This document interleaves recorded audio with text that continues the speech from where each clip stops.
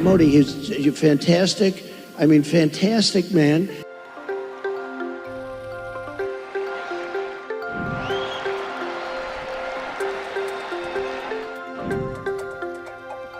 America में 5 नवंबर को होने वाले राष्ट्रपति चुनाव से पहले प्रधानमंत्री मोदी और पूर्व अमेरिकी राष्ट्रपति डोनाल्ड ट्रंप के बीच खास मुलाकात होने वाली है। क्या दुनिया के सबसे बड़े लोकतंत्र के दो दोस्तों की जोड़ी फिर सुपरहिट होने वाली है? इंडिया ने महसूस किया कि अमेरिकन्स ने मेरे इलेक्शंस को खराब करने की कोशिश की। कैसे?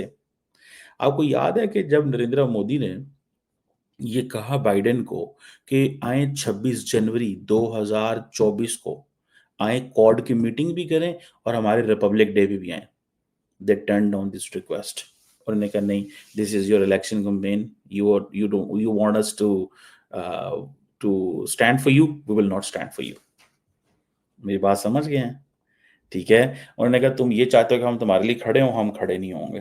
तो नरेंद्र मोदी बाइडेन को या डेमोक्रेट्स को ये मैसेज दे रहे हैं कि ठीक है, तुम अगर नहीं जो मेरे लिए खड़े हुए तो मैं भी तुम्हारे लिए खड़े नहीं होगा, मैं भी ट्रम्प के लिए जा रहा हूँ। फिर अब गो के वो बाइडेन से मिल रहे हैं, ठीक है।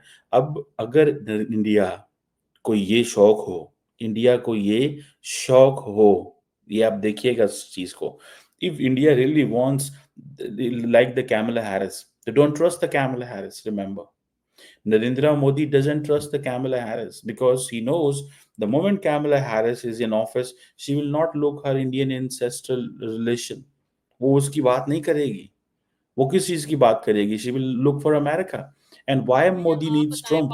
Modi needs Trump because he is populist. 7 दिन के लिए और 2-3 दिन बाद इंडिया के प्राइम मिनिस्टर भी यूएस विजिट पे जा रहे हैं और ट्रंप ने अभी उन्होंने विजिट करना है। ट्रंप ने पहले स्टेटमेंट दे दिया कि Indian prime minister Narendra Modi जो हैं वो हमारे विजिट पे आ रहे हैं, मेरे से मिलने आ रहे हैं और बड़े फंटास्टिक मैन है सर जी, वो फंटास्टिक मैन और हमारे लिए फकीर मैन, बैगर मैन। वो भला क्यों? देखे, इज्जत आपको खुद बनानी पड़ती है अपने।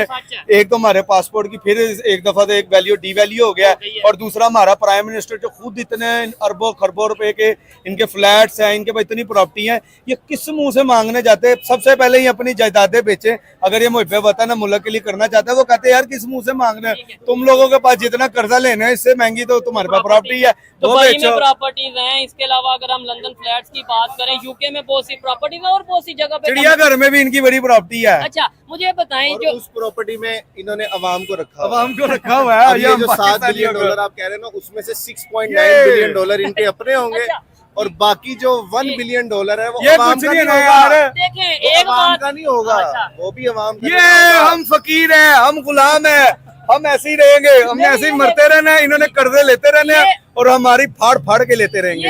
ये डिप्रेशन में तो नहीं चले गए या खुश है? ये मैं पागल हो गया खुशी से। ये आपने सुना है ना 7 बिलियन, ये मेरे अकाउंट में आ रहे हैं ना, इसलिए मैं खुश हो रहा हूँ और इसका सारा सूद मैंने उतारना है। एक बात पे पाकिस्तानी पब्लिक होगा मजा। एक बात पे पाकिस्तानी पब्लिक को अप्रिशिएट करना चाहिए, जैसे भी हालात हो, चाहे हमारे प्राइम मिनिस्टर जा रहे हैं। और जही मोदी की वैल्यू इसलिए है, उसका मुल्क तरक्की में जा रहा है टेक्नोलॉजी के लिहाज से। वो अवाम का पैसा नहीं खा रहे, अवाम को अपनी एक तरक्की की तरफ मुल्क लेके जा रहे हैं। इधर असी लैने च लगे हैं, आटा दे दो भाई अल्लाह दे नाम से, अल्लाह दे नाम से बिजली दे बिल दे दो, ठीक है, पैसे दे दो। नहीं, ये देखे ना, जब हर पाकिस्तानी को हमें ये बताया जाता है स्कूल में, कॉलेज में, यूनिवर्सिटीज में कि भाई हम में जज्बा ज्यादा है। हाँ, हमें जज्बा बहुत है मांगने का, दूसरे मुल्कों से मांगेंगे, उनके कर्जे उतारेंगे हम। ये फख्र है, इंसल्ट करने वाली बात नहीं है, इंसल्ट है, हम उसको फील नहीं कर रहे, हम इंजॉय कर रहे हैं इंसल्ट को। ये पाकिस्तानी भाई, हम भी पाकिस्तानी कैसे इंजॉय कर रहे हैं? ये ऐसे इंजॉय होगा, ये ऐसे इंजॉय होगा। हमें और छितर ज्यादा पढ़ने चाहिए। हम अवाम पाकिस्तान ऐसी है, ये अपने हक के लिए नहीं बोलेगी। हाँ जी भाजी, बोलो तो। अवाम को छितर पढ़ने चाहिए। मैं कह रहा हूँ अवाम हमारी को छितर पढ़ भी जाए फिर भी नहीं, फिर भी कहेगी बंदे बढ़ा दो, लेकिन यार छितर मारो, हमारे पास टाइम नहीं है यार।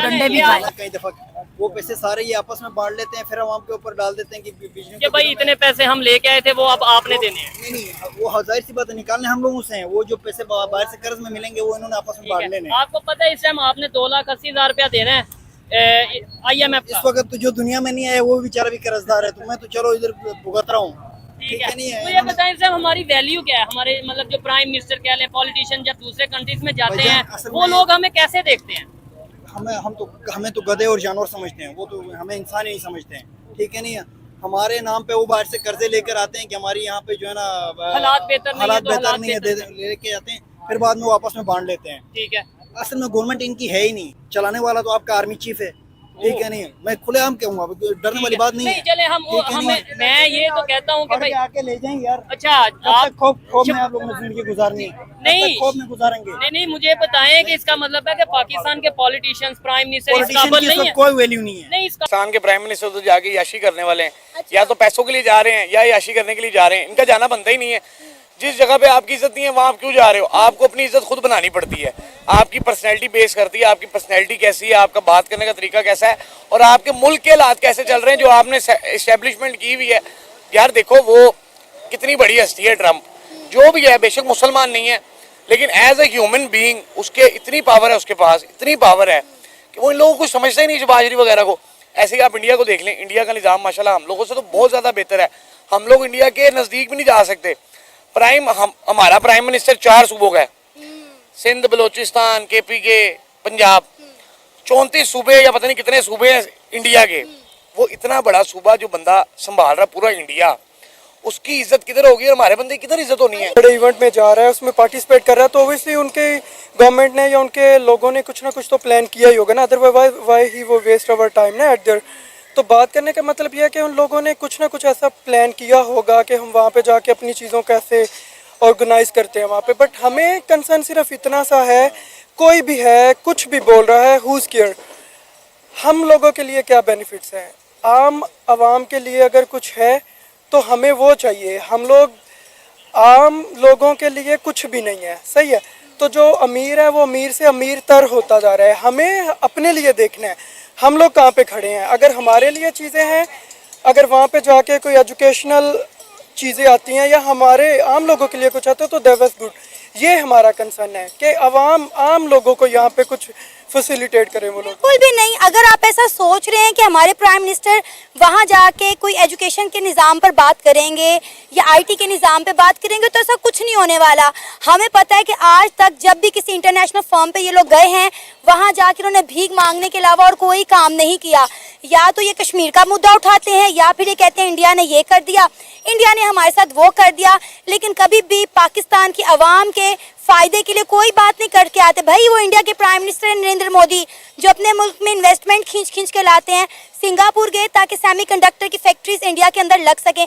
कभी आपने देखा है कि आपके प्राइम मिनिस्टर किसी मुल्क में जाके कहें कि भाई आओ और हमारे मुल्क में आके सेमीकंडक्टर्स की आप फैक्ट्रीज लगाओ? सबसे बड़ा नुकसान ये है कि हमारे मुल्क में फॉरेन इन्वेस्टमेंट नहीं आ रही है, बाहर से प्रोजेक्ट्स नहीं आ रहे हैं। एक और भी इशू है ना कि जैसे इंडियन क्या कर रहे हैं कि उनके मुल्क में आप देखिए गाड़ियों के प्लांट लग रहे हैं, they doing so many thing that one place ना।